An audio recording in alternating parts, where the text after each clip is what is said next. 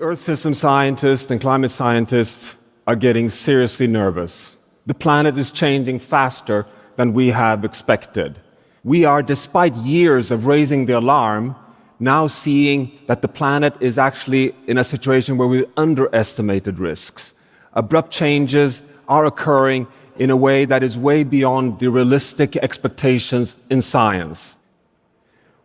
What shall we do to avoid these unmanageable outcomes?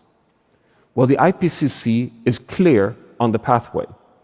To stay under 1.5 degrees Celsius, to avoid crossing tipping points, we need to operate, to navigate within the global carbon budget that gives us a chance of holding 1.5. What remains for us is only 200 billion tons of carbon dioxide that we can continue emitting to have a 50% chance of holding 1.5. We emit today 40 billion tons of carbon dioxide per year, giving us 5 years at current rate of emission before we've consumed the budget. We are seriously running out of time. This is seriously causing economic costs.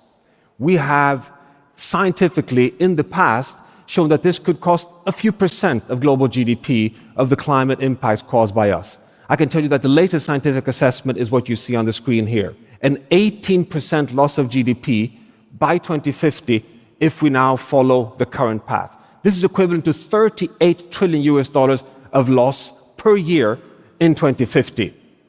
It's starting to hurt, both in human social costs and in economic costs.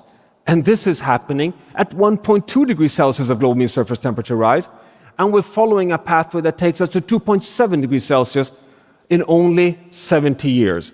And we've had a 10,000-year period where our civilizations have developed, where we've had an enormous privilege of a planet at 14 degrees Celsius plus minus 0.5 degrees Celsius.